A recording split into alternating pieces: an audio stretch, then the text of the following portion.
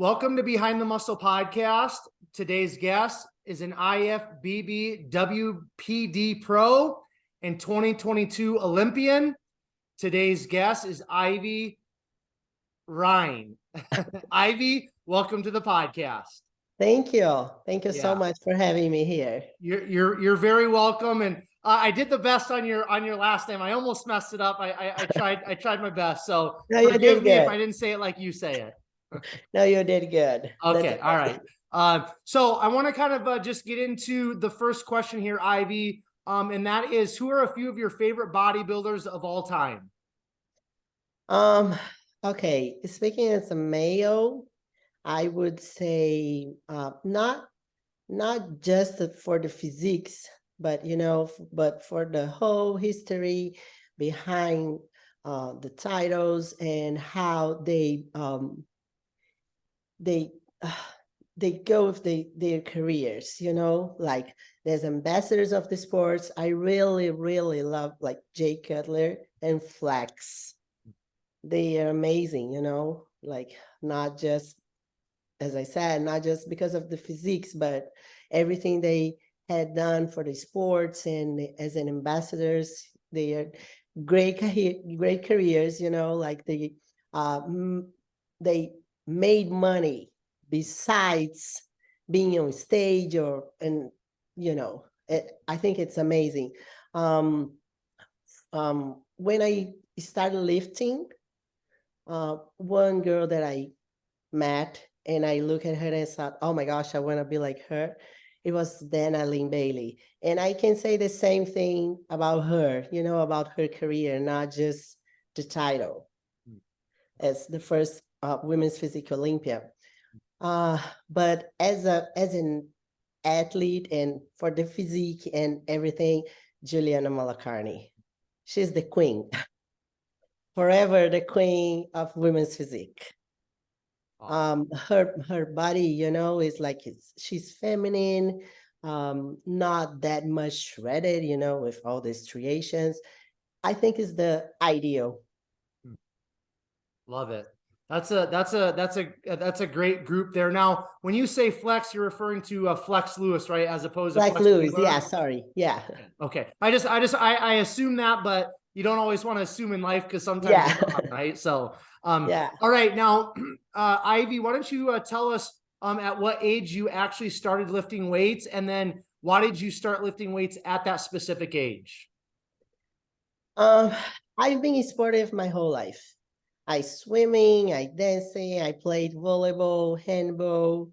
I'm from Brazil. So at the time in Brazil, the sports there is not like here in the United States. So it's not the same thing playing in high school but anyway, I've been sportive my whole life. I started going to the gym when I was, I don't know, maybe 18, 19. But it wasn't not that serious. I really love it doing group classes. And it was fun. In 2007, okay, I got married in 2002. And then 2007, we bought a gym, my husband and I. My husband used to compete when we met. And then we owned a gym. I was there all the time. Not at the time, not that serious yet. I work out, but I really love it. Group classes is not that serious. 2013, I was overweighted after 2 kids. I wasn't happy with my body, so I decided that it was time to change. Then I started lifting like seriously, following a plan and with discipline, commitment. Then my body started really changing at the time. And then 2014, we moved it to United States. And then people used to tell me, oh, you should compete. And I said, no, it's not for me. I have 2 kids. It's not, I don't think it's going to work for me doing this. But when we moved it here, I was once in Gold's Gym, Venice. I was training there. We were on vacation. I was training there. And then Charles Glass came to me and asked me, do you compete? I said, no. They said, oh, you should. And then I was like, oh my gosh, if it's Charles Glass is saying that, maybe I should try. Right. Yeah. And then I decided to give it a try. So my first show was 2015. Okay. But I, at the time, I was really training good, because if you think, I started as a women's physique. I never did any other division. So at the time, I had a good amount of muscle to do women's physique. Excellent. Okay, now before we go take a deep dive into kind of all things bodybuilding, I want to kind of touch a little bit more on your upbringing in your childhood, just to kind of better understand who Ivie is, okay, as an athlete and a competitor at this point in your life. Now, you said that you grew up in Brazil. So just talk a little bit about life in Brazil. I've never been there. Probably a lot of people listening and watching this, probably coming from my end, probably have never been to Brazil. So talk about where you grew up in Brazil. What was life like? You mentioned you played a lot of sports. So just talk a little bit about how Ivie was as a young girl up to about high school, and then stop once you kind of talk about high school, because I want to transition us from there with some other questions. Okay. Okay. I grew up in São Paulo. It's the biggest city in Brazil. It's kind of crazy, imagine putting Los Angeles and New York together. No, it's dangerous. It's traffic is crazy. So I grew up there. I'm fortunate to be in a good family. So I went to the private school there in Brazil. Public school is not good at all. So, of course, not the best private school, you're like, but I had a really good childhood, it was good. I have a brother, he's younger than me. I'm the only one that really loves sports. In Brazil, soccer is a big thing. So, and I love soccer. Honestly, I love bodybuilding, but soccer is my passion. But I can play, my feet doesn't, they didn't work well playing soccer. But I used to go to watch the games with my brother and with my father. We watch the games, all kind of sports on TV every weekend. So, and then I swimming, I danced, and I played. I love it. I love the PE classes. So I love all kind of sports my whole life. Now, out of all the sports that you played, what was, I know you said you're passionate about soccer, but outside of soccer, were there any other sports that you really enjoyed when you were growing up, Ivie? I think swimming and handball. I competed as a swimmer a few times, and I love it. I've been competitive, this is something inside me, like compete. Yeah. I like that. Cool. Now, in terms of your parents, were they athletes when they were growing up, or not? Do you feel like just that competitiveness is something that you got from your parents, or is that something that just maybe was innate in you when you were born? No, I think it's something in me. They never played anything like competitive or no. Okay. All right. None of them. Okay. Now you mentioned you went to private school. Did you enjoy school? Were you good, a good student in terms of the academics, or was that just something you kind of went to school just because you had to? No. I was a good student, competitive, even if my grades, I wanted to be the best in the class, good grades, a good student. Yeah, even Okay. that. Cool. Okay, now what did you, when you were kind of in high school, a lot of us start thinking about what we want to do after high school and what we want to do when we quote unquote grow up. So what were some of the ideas that you had, Ivie, in terms of what you want to do post high school, or what you wanted to do or be when you got older? And then once you graduated high school, how did life unfold from there? I knew I want something in sports. So I was like, I don't know, maybe nutrition. I thought about doing journalism and cover the sports area. And then, or there in Brazil, to work on a PE class and to be a personal trainer, you need to go to the college. So I thought about that. But I used to live in São Paulo, on the east side. But then when I was 16, we needed to move because of my dad's job. So we moved to the other side. I was 16. It was my senior year, and it was tough. Like it was so hard to me moving to another side of the city. So leaving all my friends and my school. Then I was kind of lost. I was like, I don't know what I'm gonna do. Then I went to the college to study history. Hmm. I studied for 3 years. Okay. And I said, okay, I'm not going to be a school teacher. I don't want that. Let's go back to the sports. And then I decided to change the major, and then I went to do nutrition. So dietist and nutrition. Hmm. So that's what I did for the Okay. college. Yeah. It Now was good.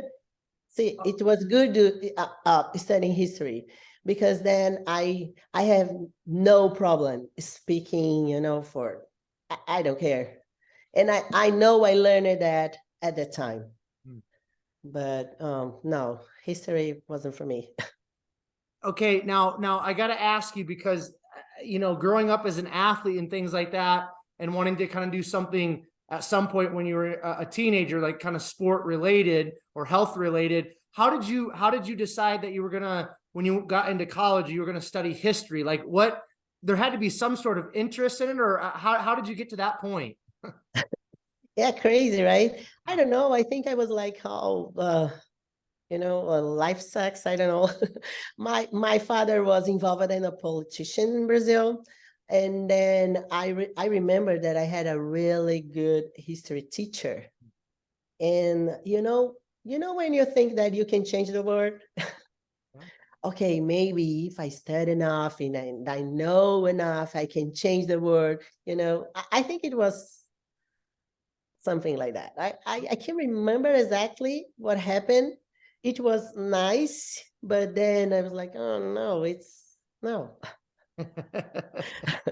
That's funny. Now, okay, so in terms of learning English, like when you were in like going to private school over there in Brazil, was English something that you learned during school over in Brazil, or was that something that you learned after you moved to the States? Like talk about that. And then over in Brazil, is English something that is an important language to learn? Is that something that they teach people through the educational system over there, or is it kind of an option? No, they at I think all private schools have English classes. Okay. It honestly is not enough to to talk. It's like you learn the basics. As I told you, I was fortunate to grow up in a good family, and my parents paid extra classes, English classes for me. So when my brother, he he um he lived in London for, I don't know, maybe 7 months, 8 months. And then he stayed in Spain for a few months. So we used to practice a little bit, you know, like it's a big thing learning English in Brazil. But then, so when we moved it here, I knew how to communicate. But when we moved it, I came as an with the student visa. So I went to study English, and I said, okay, since I need to study, I'll study something that with a purpose. So I went to the college here. I did 2 years of college. So, and it was awesome, you know, like, because then I need to read and write and really communicate in English. I know a lot of Brazilians that have been living here for years and can speak English. And I can understand how, I think it's so rude, you know, you live in a country that you can even communicate with the language. I think it's crazy, but yeah. Okay. All right. Okay. Now you go from history, go back over to nutrition, kind of get back into your lane, so to speak. You graduate, and then what happened? Like as soon as you got done with college, like how did life unfold for you? Did you get a job right away? Is that kind of when you met your husband? Like talk about that, please, Ivie. Yes, I when I finished the college as a nutrition, I started working with the sports, you know, like people in the training and everything. I met my husband. I was still doing the college. As crazy as it sounds, because he used to compete, and I was like all the sportive people think that we met at the gym, but no, we met in a bar. Okay. People, you always asking, oh, you met at the gym? No, no, no, in a bar. That was 2001. Then we got married 2002. So he worked with the coach and personal trainer, me as a nutritionist, and then 2007, okay, 2005, no, 2004, he was getting ready to compete again, but then he tore his triceps. So then he decided to retire it, and then I got pregnant. Okay. Then 2005, we had our daughter. Then 2007, we had our son. Okay. That's when we bought the gym, and then we go Okay. together at this path. Yes, perfect. Okay, now all of this is happening still over in Brazil because you said you didn't move to the US until 2014. Is that correct? Yes. Okay, now I want, for my own sake, because again, I'm not, outside of knowing Brazil's crazy about soccer, I don't know a whole lot. So this is for myself and other people that maybe aren't as familiar with Brazil. So now in terms of fitness and bodybuilding, what was it like back then, kind of like when you and your husband were in that type of stuff, and like when you guys bought your gym? And then how is fitness and bodybuilding now currently, as we're sitting here in early 2023? Has it changed over the years? Like, talk a little bit about that, please. It changed a lot. It's crazy seeing how the sports grow in Brazil, you know? Like at the time, I think people, of course, because he used to compete and he had been working with athletes since then, we knew a lot of athletes, you know, like, but now I never competed in Brazil. So I can tell you how we used to be compete there at the time. But I know now they have a lot of shows year round, you know, the muscle contest international there. And they have a lot of good athletes. It's more professional. I can't say about the numbers, but from what I've heard, the athletes in Brazil are making way more money than here, you know, because of the sponsors and the companies. So I'm not sure if it's true or not, but that's what I heard, you know. If you see the last Olympia, 2022, I think we were almost 40 Brazilians qualified. So then you can see how big it is now. Yeah. Yeah. And then, I mean, the guy that got second place in classic physique this year, Ramon Dino, he's from Brazil, correct? Yes, his. Yeah. Okay. And then I think the Brazilians kind of own the wellness division, right? Yeah. Yes, I think 15 Brazilians on the Wow. wellness division. Yeah, crazy. Yeah. Yeah. Yeah. Are there any other IFBB pros in terms of WPD athletes like yourself that are Brazilian, or are you the only one that you know of? Natalia, Oh, the she's from Miss Brazil. Olympia Okay. herself. Yeah. Wow. Okay. Natalia is Brazilian. Hmm. She has been living here since, I don't know, I don't know if she born here, I'm not sure, but she has been living here forever. But she's Brazilian. Yeah. Cool. Okay. Yeah. Awesome. Okay. Now, what was it like for you then, Ivie, when you and your husband bought the gym? Because I personally own a gym, and you can take all the business classes you want, you can get all the degrees you want, but until you actually own your own business, I'm talking like an actual like brick and mortar where people are coming in and all of that, like no education, no book is going to replace just the experience of having your own business, having your own gym, right? So Yes. what was it like for you and your husband owning a gym? And then how long did you guys own that gym? Like, talk about that experience. Did you enjoy it? Was it something that you maybe necessarily didn't enjoy that much? Walk us through that for a quick minute.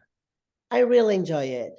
It was an awesome time, like even dealing with the members because sometimes it's really difficult, right?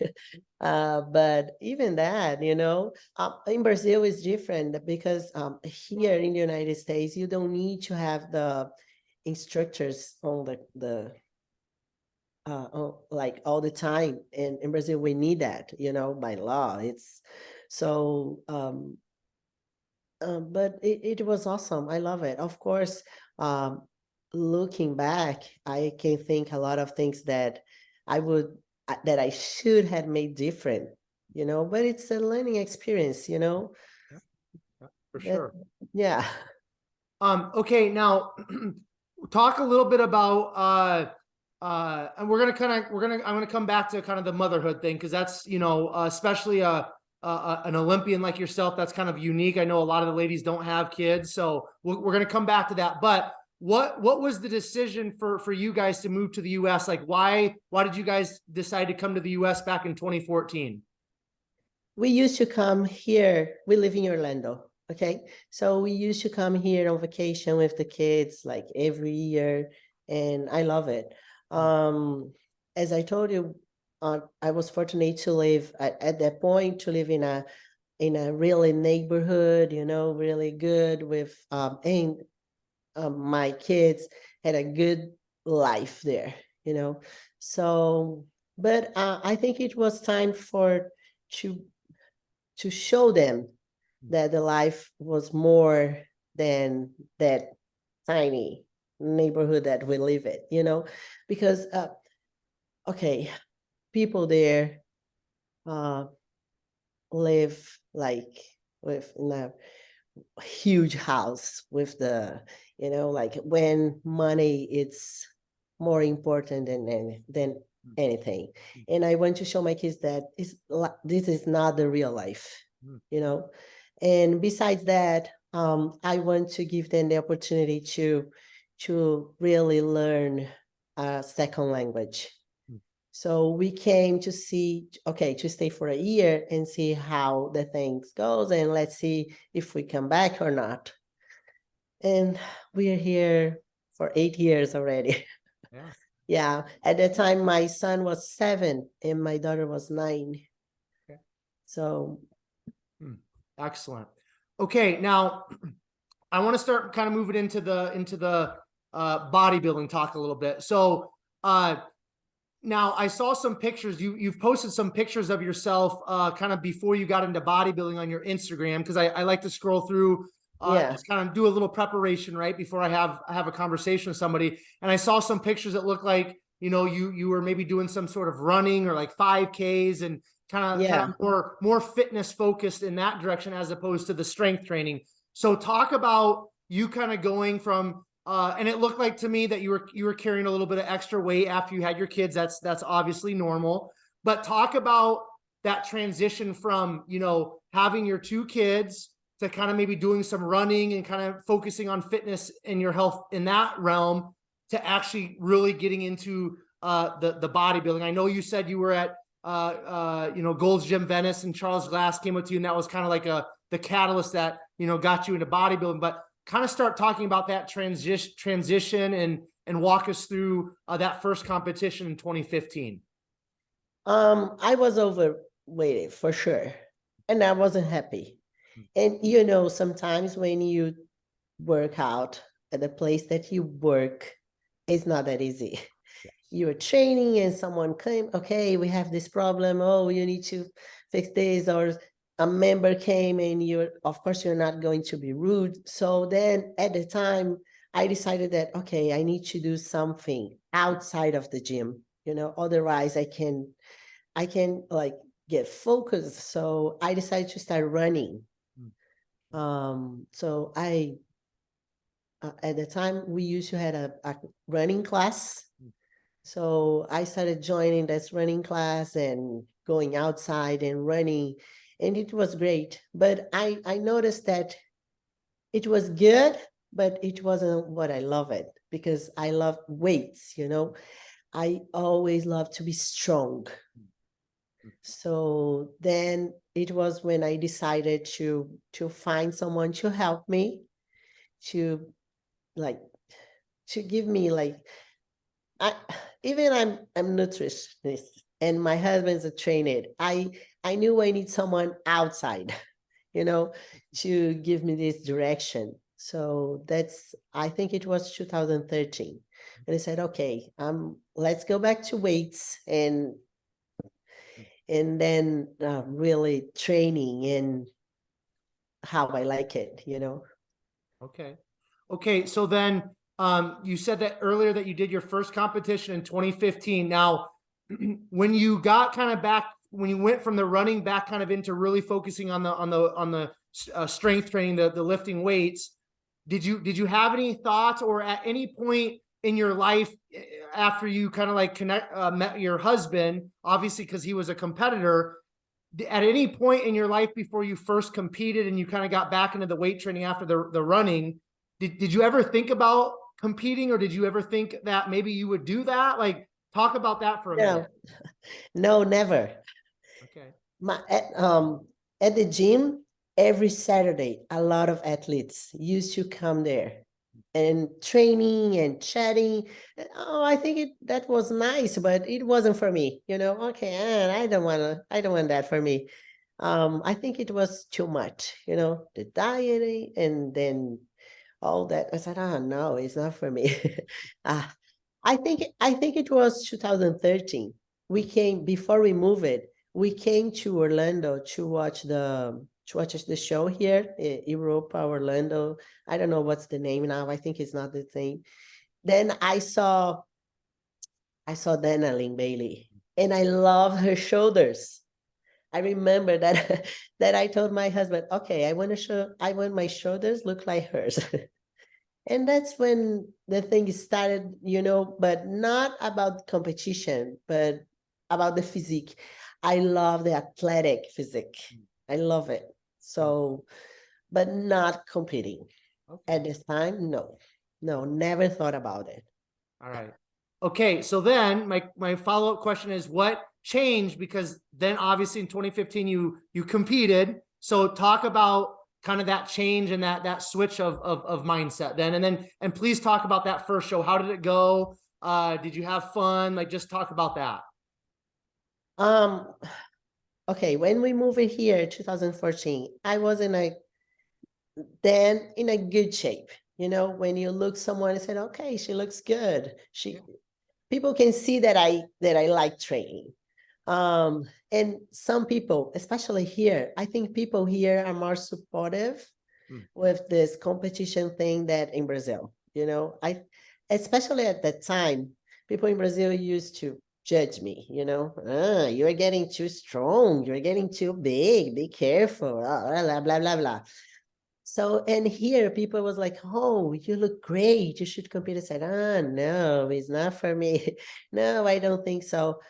Even my husband, and then I said, okay, let's see, I'll give it a try. If I like it.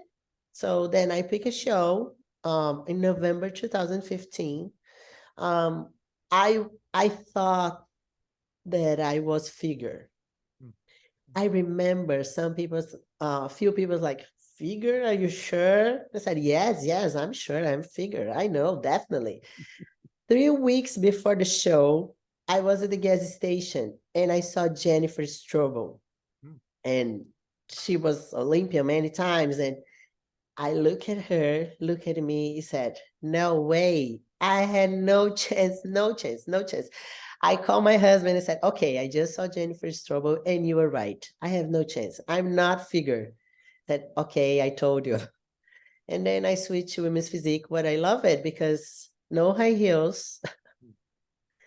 So the first show, I wasn't sure what to expect, you know. Even my husband wasn't sure because he used to compete in Brazil. We are not sure how the things could go here, but I placed second. Mm. I remember that I was so happy. And I told him, okay, I love it, but I want to win this. So next time I will win this. Mm. And yeah, So that just keep going. So you did that first show, you want to win. What was your next competition? Kind of just keep going with your competition okay. history, Ivie, okay? This was November 2015. Then I prepared to do Europa here in Orlando. 2016, it was April. Then I won. I won the overall. Mm. I remember, I can't remember exactly the order, but I know it was Diana Cadot. I won the overall. Mm. Europa Orlando, I won the overall. Then oh my gosh, I forgot what the name. I remember that I did the San Agostini that I placed second. I did it again and I won the overall. There was, oh my gosh, I feel bad because it's an athlete that I love her. She's Brazilian. And then I won her show. I remember that I won the overall amateur and Shanique Grant won the pro. We did some photos together after the show. It was great. And then my last show as an amateur was Metropolitan in New Jersey. Mm. That I won the overall too. Mm. Then I became pro. At that point, the IFBB, it was different, you know. I don't know if you remember that. And I had a really hard time in Brazil.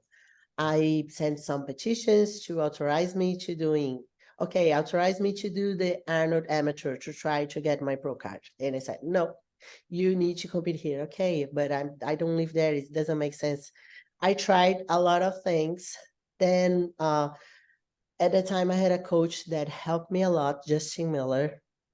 I talked with Angelica Teixeira, the Miss Bikini. She helped me too. And that's when I decided to do the Metropolitan, my last show in New Jersey. I went there. I talked with Jim Mannion, and he told me, okay, send me all your info, send me pictures, all your shows. You already have like 4 overalls at the national qualifiers, and that's when I got my pro card. Awesome. So and then after that, my first pro show, it was Europa again. I placed it 4th. I did a couple of pro shows, but didn't really good. I placed it, but not, you know, I did Omaha Pro, I placed 6th. Then Chicago Pro 7. I think it was my worst physique, Chicago Pro. What else? Ferrino. Then I placed, I think, 6. I can remember exactly. In 2019, I did Portugal Pro. That was my first pro win. Then I qualified to Mr. Olympia. It was my first Olympia, 2019. And you know, when you were like so amazed to be in something that you kind of lost yourself, that's what happened. You know, I was like, so, oh my gosh, I can't believe that I'm here. I want to enjoy every moment that I think that I lost myself in the competition itself. So it wasn't good. I placed it 15th. But, you know, I was there. That's right. 2020, I did Omaha Pro. I placed 2nd. And then I won Tampa Pro.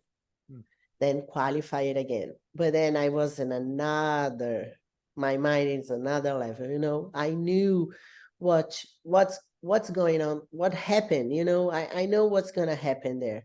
I knew what I needed to do. And then I placed it 5th. At the time I qualified for next year, at the time it was top 5. So I didn't do any show until the Olympia. I knew I wasn't in my best 2021. You know, a lot of things happen, you know, at the personal side. So I wasn't in my best. I knew that. I tried to rush, but it wasn't enough time. I didn't have enough time to get in my best. I placed 7th. Of course, it's not bad if you think like 7th in the world, but because I was 5th, I wasn't happy. So then I won Toronto Pro and qualified for 2022. Cool. And then 2022, I placed 5th again. And then I was happy to get back on the top 5. Yeah. Okay, awesome. Now, I want to take a quick step back here, Ivie, and I want to, because I saw one of your posts where you had like it was a picture of yourself. I don't know, maybe when you were in your, I don't know, early 20s or something like that. And then you had a picture of yourself now as a professional bodybuilder. Okay. And it was really funny because in your little post on Instagram, you said something like, in the comment section, don't tell me that I was prettier in the other photo. Like I loved how I looked then. I love how I look now. And don't give me any crap, something like that. I was like, oh, I like this girl. This is awesome, you know? But what I want to ask you, because I think if most of us, if we're really transparent and vulnerable with other people, guys and girls, I think all of us have some sort of insecurities. We all struggle on some level, especially in the United States, with our image and how we look. And that is even magnified when you're in bodybuilding and fitness, because let's be real, you're judged on your looks, right? Yeah. So what I want to ask you is, you know, especially kind of speaking to maybe some of the ladies out there, you know, now that you have the muscle, you're a professional bodybuilder, talk about just being confident in yourself. Talk about, you know, just being confident in the way you look and not really caring what other people think, because I think that's an important place to get as an adult in life, whether you're an athlete or just a soccer mom, just living maybe a normal life. Talk about that.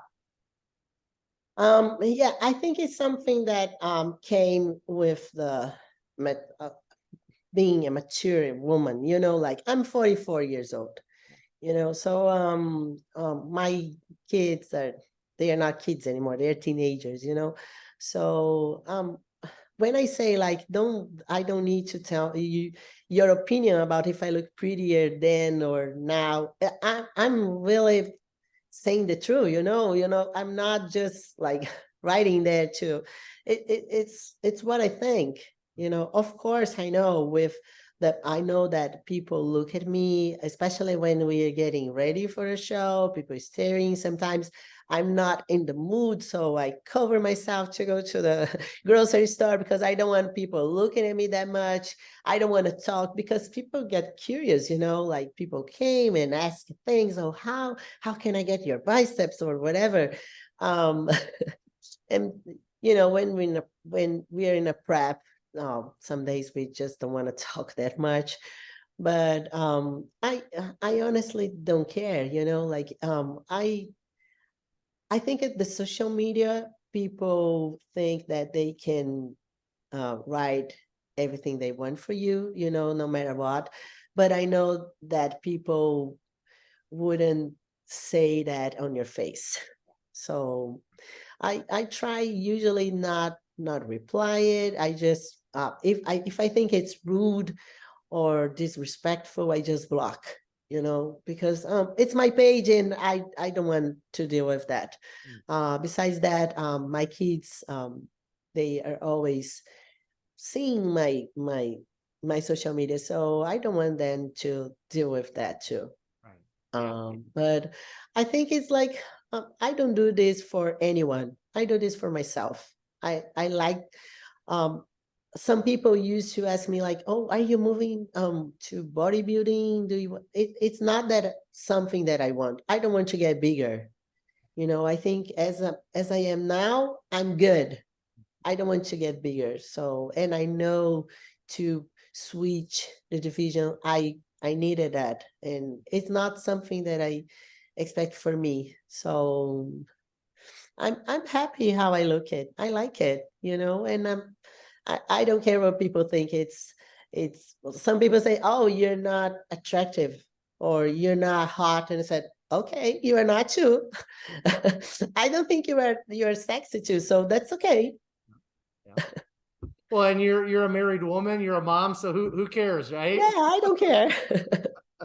Okay, so I said before we continue on with bodybuilding, I do want to touch on motherhood because, again, like I said, I think you're kind of in a unique situation, being a mom, being an Olympian, being a top, women's physique athlete. You have two kids; they're teenagers, and I think that can be really like encouraging and inspiring, for people out there that maybe they've had some kids, and like you were at a point, you said, where after you had your kids, you just didn't like maybe the way that you looked. So I think that you can really encourage a lot of people, Ivie, and inspire a lot of ladies out there that have had kids and think, well, I can't get the body I want because I've had kids and my body's never going to look the same. Maybe, but maybe not, right? So talk about motherhood and what's it been like having your kids, and then also pursuing this dream of yours of being a professional athlete. Okay, first of all, people use a lot of excuses to not doing things, like, oh, my kids, oh, my life, oh, my bullshit, like when you want it, when you really want, okay, I'm not saying that anyone can look like me. It's not what I'm saying. That people need to live like an athlete. It's not what I'm saying, but if you really want to change, you will change. You um I don't like when people say, oh, you can eat that. No, I can eat whatever I want. It's not the right time now. When I'm prep, it's not the time. At this time, I'm focusing on getting ready and being on the stage and hopefully win. So after that, I can do whatever I want. It's not just the time. So I know people always have a lot of excuses to not doing the things that they supposed to do. My kids, oh my gosh, then I could talk about them like, I don't know, a few hours here. But they are so supportive, for everything that I've been doing. Um, I think they are proud of the mommy. My daughter is 17. She goes to the gym once in a while. It's not exactly her thing, but um, I, but my son, he plays soccer. He's a really good soccer player. He's 15. He's playing U17 here at Orlando City. He has been playing for the Orlando City since we moved. He plays for the academy, in the academy program. So he studies over there. The club pays for everything. He travels with the club. He has been playing. He has been invited for the national team's ID often. He even practiced with the first team a few times. So honestly, I think he's the real athlete at home, you know, because he's only 15 and he has been giving up a lot of things um, to be where he is. Yeah. But of course it's I think it's the hardest thing is to manage this, you know, because he plays during the weekends, so sometimes we need to travel and not that we need, but I like it, you know, to be there to watch his games. As I told you, it's my passion, especially watching my son playing. So then I need to find a gym when we travel. I need to get all my food to be sure that I'm on track. Um, I don't know. I know some people, especially here in the United States, they start competing as a young age, and then I think it must be difficult, you know, the decision to stop the competition, to quit or give it a break, to have kids. Because I started late, my first show I was 37. So I already had my kids. So I didn't needed to stop my career as an athlete to have kids. So I can't say if it's easier or not, but managing my life as a mom, I think it's harder than without having kids, for sure. But this thing to decide quitting to have kids, I think it's not a easy decision too, for sure. Yeah. Now, in terms of, I guess, you know, you said you started competing at 37. Do you feel like that might be kind of an advantage for you because you kind of already, you know, because a lot of us, you know, I'm in my mid 30s, but I know a lot of us when we're in our 20s, we're still we think we know a lot, but we really don't. The older I get, the more I realize, Ivie, how much I don't know, right? But a lot of us still in our 20s, we're still trying to figure life out. We're trying to figure out maybe a career and all of that. Do you feel like starting competing and pursuing that athletic dream of yours, do you feel like doing it at a later age was maybe a benefit for you? And are you kind of glad that you started at a later age? Yeah, in my case, yes, for sure. Yeah, I was, because then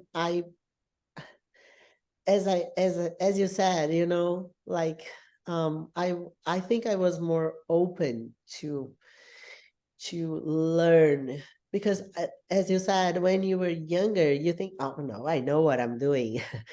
And then I think I was more open to hear and to learn how to do that, because it was new for me.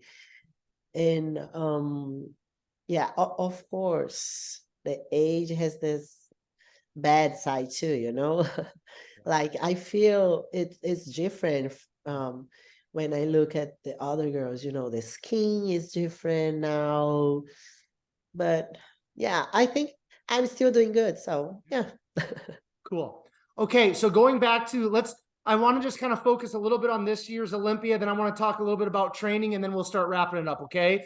Okay. So you got fifth in 2020, seventh in 2021, and then you came back and got fifth this year at the Olympia in 2022, or this past year. So how was this year's Olympia, like the prep and just the entire experience? How was it maybe compared to the previous couple of years? Do you feel like this was really your best package to date? Did everything go smoothly? Were there some speed bumps? Talk a little bit about the prep and the overall competition.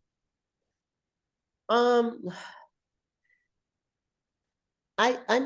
not sure if it was my really best package. You know, I think 2020 is still, it still was my best. Um, um, and the prep, mm, you know, as being a mother and the job, you know, like her real life is not always smooth. We always have some bumps, but it is what it is, you know, like I'm trying just to focus on the things that I can control. My goal was to get back on top 5. Of course, we all prepared to win, but I know my limitations, and I knew I was in a good position to get back on top 5. So that, being realistic, that was my goal, being back there. So that's why I got happy to place 5th. Um, I know, I really think that Natalia deserved the win. She had been knocking on the door a few years, and the package that she brought, it was, she looks phenomenal. So, but I knew the things, like since 2020, Sandy, the head judge, she has been saying me, okay, don't change your upper body, don't get bigger. No, you need to make your lower body catch up with the upper body. So it's crazy, because when we really like to train heavy and go to your limit, I think it's more challenging, you know, control yourself to not get bigger. So, but since I don't want to move to bodybuilding, and if I keep growing my upper body, then the difference between upper body and lower body is gonna get bigger. So I've been trying to do that. So training wise, upper body has not been so fun how it used to be. But yeah, that's okay. I just like not going that crazy. Now the question I got to ask, Ivie, is, have you gotten those shoulders that you wanted all those years ago? Yes, you know, I think 2020, I talked with Dana, and I told her that story, and I said, okay, I saw you, and I said, look, I want shoulders like hers, and she told me, oh, and look at you, you have shoulders bigger than mine now. Yeah, cool. Yes, Love of it. course, yeah. Okay, so training. I want to talk a little bit more specifically about training. I saw on your Instagram, for legs, it looks like you focus a lot on hack squats. I saw you doing a lot of hack squats on your Instagram, in terms of like reels and videos. So I know you just said that you've kind of had to pull back on the upper body, but what like during this prep, this past year, and kind of like going into the new year, what does your training split kind of look like, and how do you train? Is it, you know, are you like a higher volume person? Are you just doing like one all out set and then some back off sets? Like, talk about the specific training split and your specific training style, so to speak.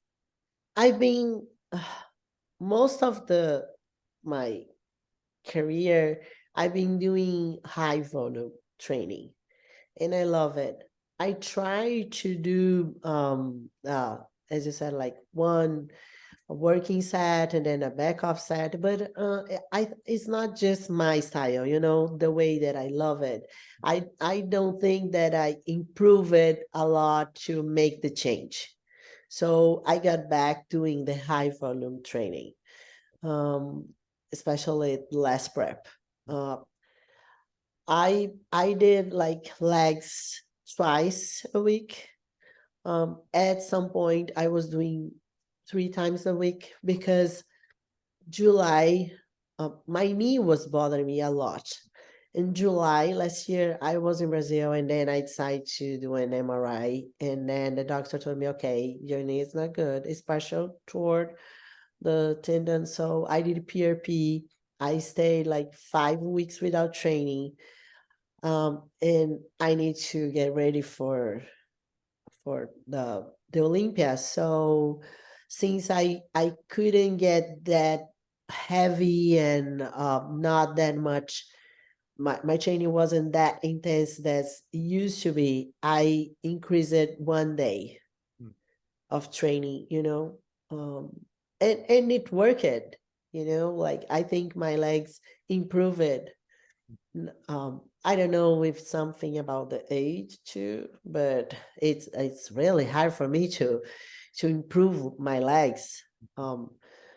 Even though people say, oh, Brazilians, they have the great genetic for legs. I don't know. I think my great genetics are on my back and my shoulders. But anyway, I think it improved it, as we did that, focusing more on the.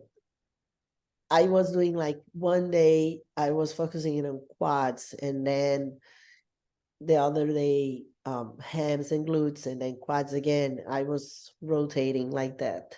Yeah. I'm not, because of my knee problem, um, squats was really difficult to do it. So, and I was going as I felt, like some days the hack squat worked really well. So, okay, let's go to the hack squat. Some days, I don't know, hip press, or even squatting, it was good. So, okay, I'm going squatting today. In 2020, with the COVID thing and everything got closed, we bought a lot of equipments. And we have a lot of equipments. We are looking for a place to open a gym here in Orlando. But then 2 of my garages at home are full of equipments, leg equipment. So I train legs at home.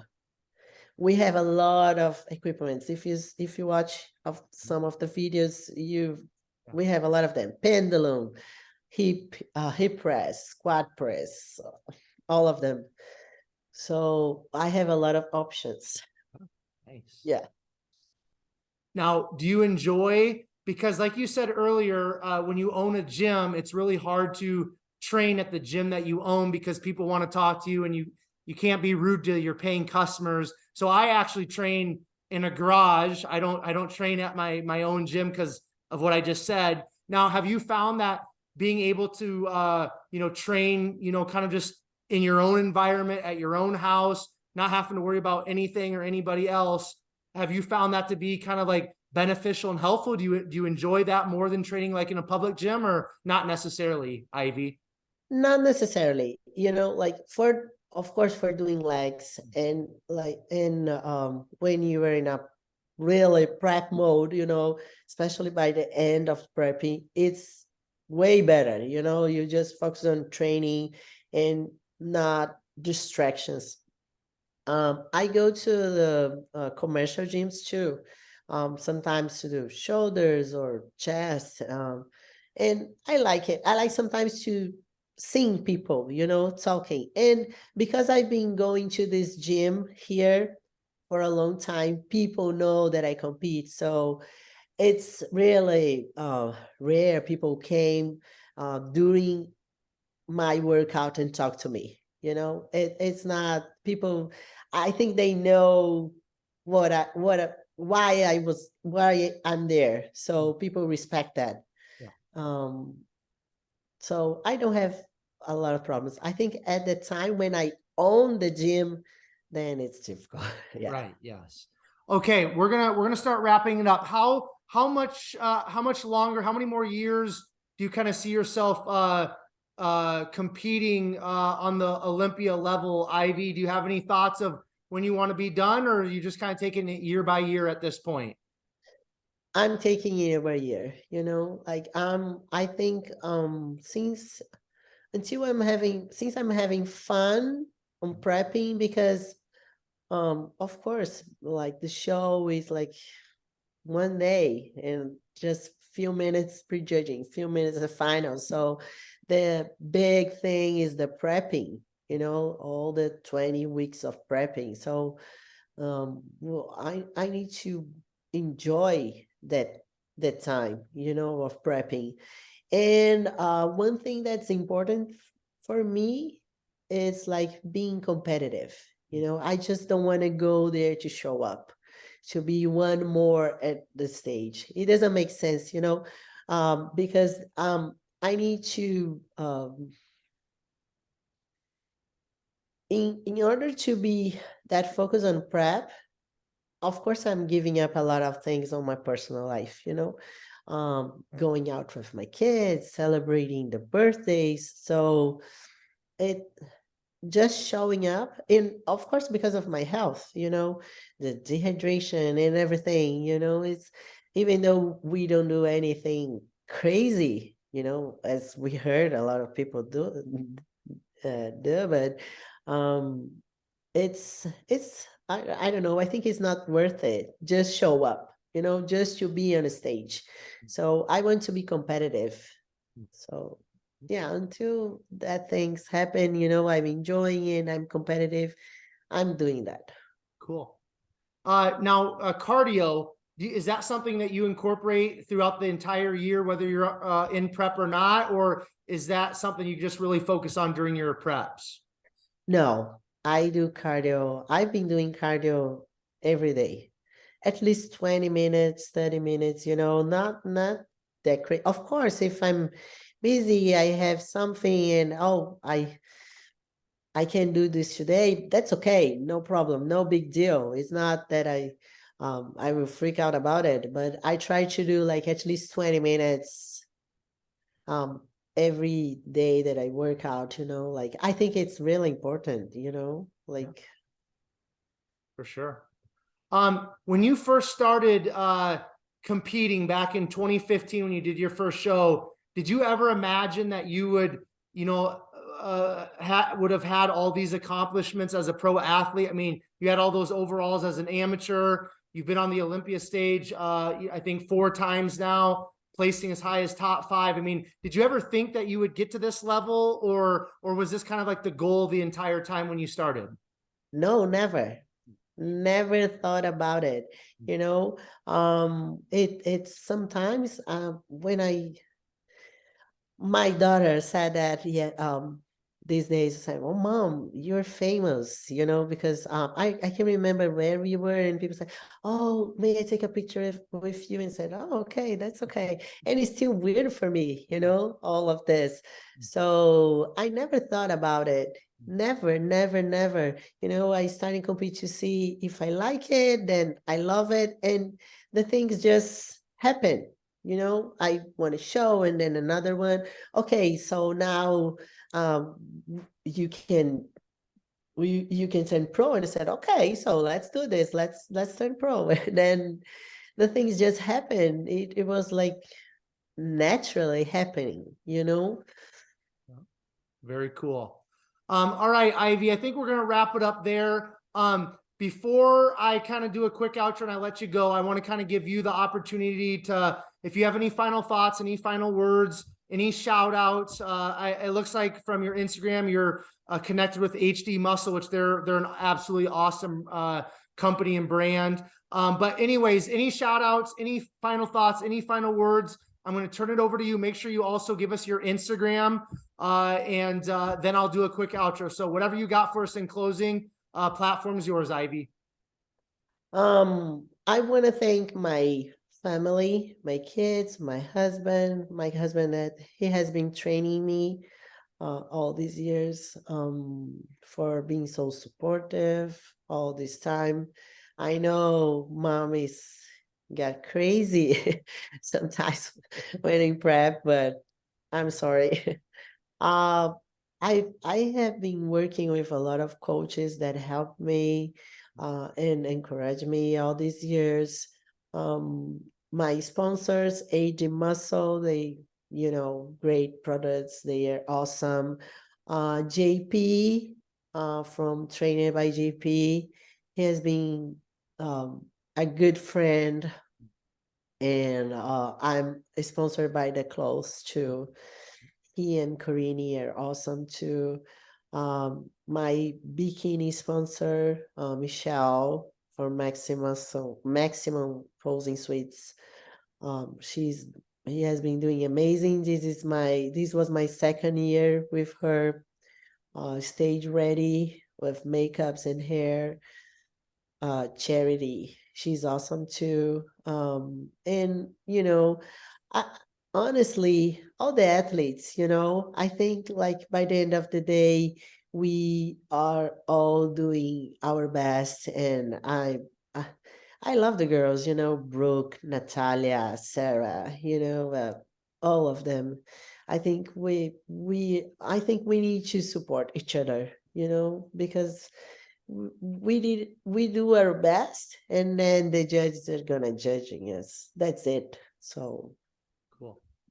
Awesome. Well, thank you so much, Ivie, for coming on and sharing your story with us. It was really great to kind of get to know you, and I'm excited to share this conversation episode with everybody on the Behind the Muscle podcast side of things. Okay, so thank you so much. thank you Yeah. again for having me. Yep, you're very welcome. All of you who are tuning in to another episode of Behind the Muscle podcast, I just want to say thank you so very much. If you guys have not done so already, make sure you hit that subscribe button in regards to Behind the Muscle podcast on YouTube. And then also please take this episode with Ivie, share it on your Instagram stories. Make sure you tag Ivie, tag Behind the Muscle podcast so that we know that you listened specifically to this episode and found great value in it, in which I know you did. And then finally, I will leave you all with this. Remember, behind the muscle, there's always a story. We'll catch you guys later.